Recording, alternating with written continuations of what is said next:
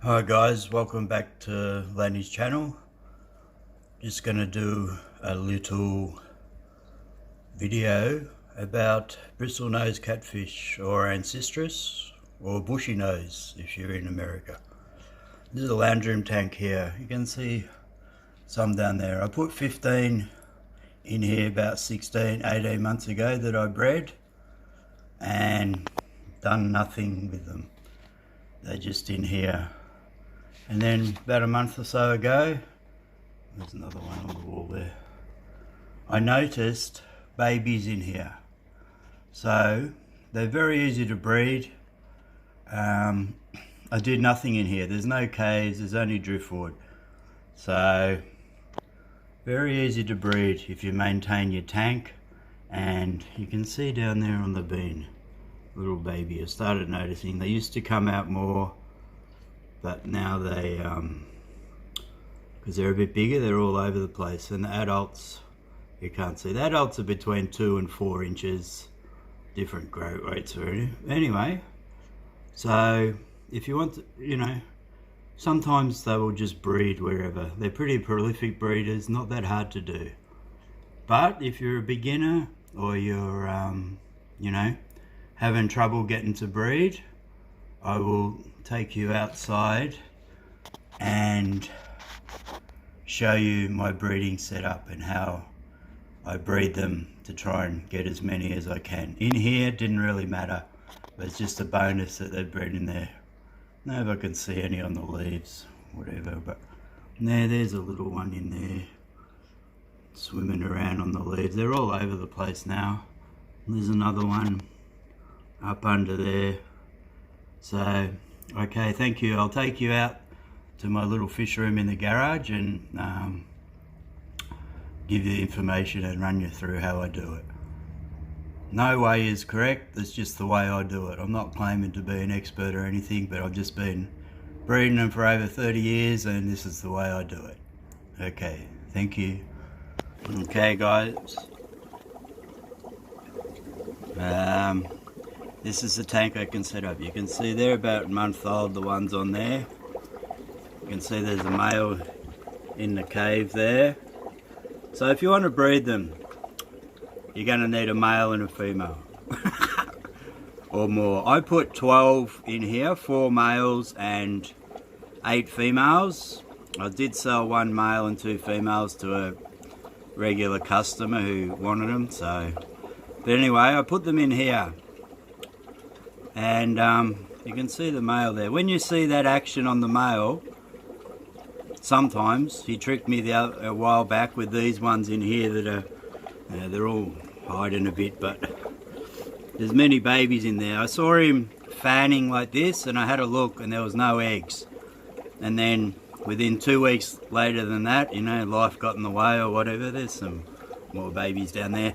And I just noticed them swimming around. I usually like to take the eggs out and put them in a container, because if they get out of the cave and they're like this way, they're really hard to catch. But anyway, there's another male in this cave. So what I've done, because there's 3 males in there now, I've got 3 caves so they can choose whatever they want. Alright, so bad ancestris, or bristlenose catfish, called ancestris. Whoops.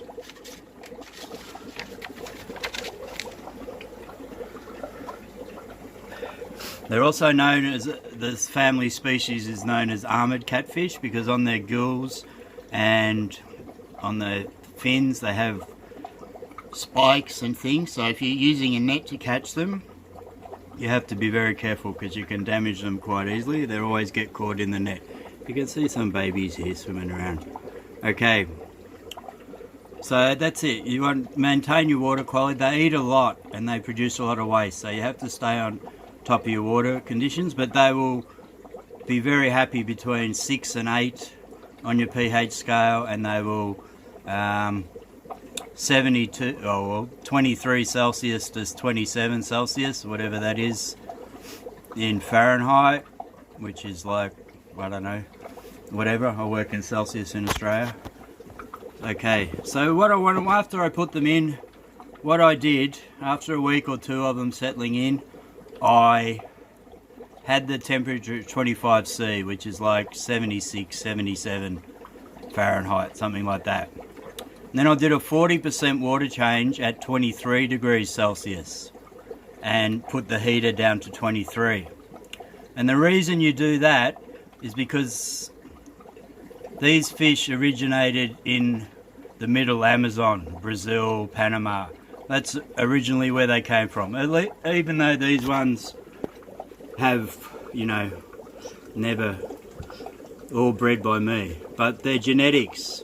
So what you're trying to replicate is the flooding of the seasons, of the wet season or whatever that comes through the Amazon where they live. So if you drop the temperature, I drop it from 25 to 23. And then that will trigger them because they think it's, you know, fresher water, cooler water, more food around because of the floods, and they will start to breed. So if you're having trouble breeding them, I would suggest try that. It nearly works every single time if you're having issues with them breeding. Okay? So that's my tip for breeding bristlenose. Maintain everything else, but if you're having trouble breeding them, but you know, these ones are like 18 months old. They're from the similar batch, 1 or 2 batches that was in the lounge room and in here. I just split them up, save about 10 to 15 from each batch and sell the rest. Okay, he's back in his cave. I do have a torch somewhere. Hang on. I got a little torch, so torch is handy to have. Just set up your cave so you can look at it from the front and then grab a torch and you can just go in. And he's a bit upset because after he had this one, then like 3 or 4 days ago, you can see there's one little baby one in there I didn't get as well. So yeah, so he had eggs, and 4 or 5 days ago I've taken the eggs out and you can see them. This is just a little box filter with an airlift pump, and I put the eggs in there. You can see there's a few around already free swimming, but they take a couple of days, different ones. So it doesn't look like that many there, but there's probably 30 or more in there. So that's good. I just pump the water through. I put a little bit of driftwood from the tank so they can rasp on that. They don't actually eat the driftwood, they're just eating the film and microorganisms off it. So there you go. So I'm pretty happy about that. Within 4 weeks or 5 weeks, whatever, they're 4 or 5 weeks old, the other ones in there. They've had 2 batches, so that's, you know, 60 to 70 babies, I'm not sure. But this is the way I usually like to do it. Get the eggs out, put them in here, and yeah, raise them up. A little bit of food, whatever. So there you go. You can see there's still quite a few eggs and one shimmering with their egg sacs on. And there's a couple of albinos in there as well. So one of these ones in here must have albino genes in them somewhere. So there you go, guys. Just a quick on the way I do it. No way's correct, whatever works for you, but most of the time, you know, like those ones in the lounge room, I didn't even think about anything and they just bred. No caves, no nothing, just a bit of driftwood. So, but this is the way I do it when I want them to breed. Try and get them to breed, and I'm pretty happy about that. 2 batches in 5 weeks, that's good. And this other male over here, he's taken over there. So you'll be able to tell by the fanning action, and also their aggression will change a little bit when they've got eggs. They'll be shooing females and other ones away a lot more. But they're great fish. The one in the lounge room, I've never cleaned the glass for 18 months. They always clean it. They're very peaceful, great for community tanks. And you can, in my situation, I could never produce enough of them because I'll put an ad up within 2 to 4 weeks, whatever I've got's gone. So I'm pretty happy. You know, 60, 70 in here maybe, another 30 in the lounge room maybe.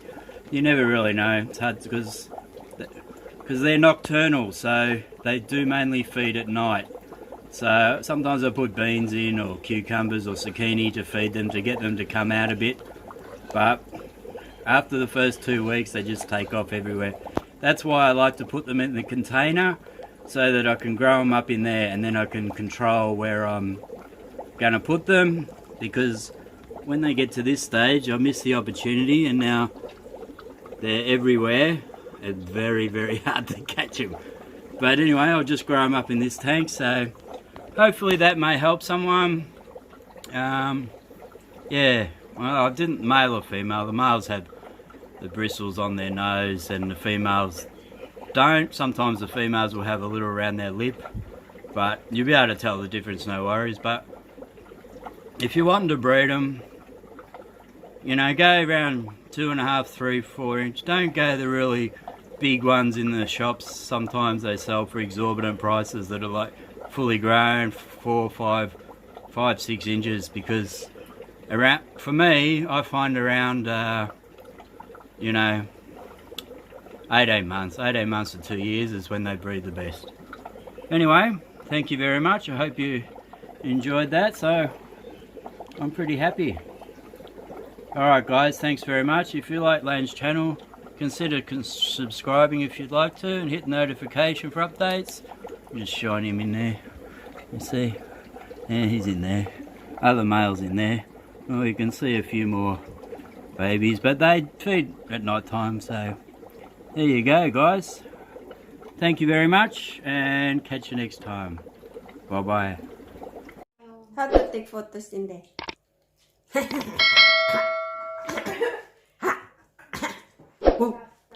Don't want to take that photo. I didn't take photos.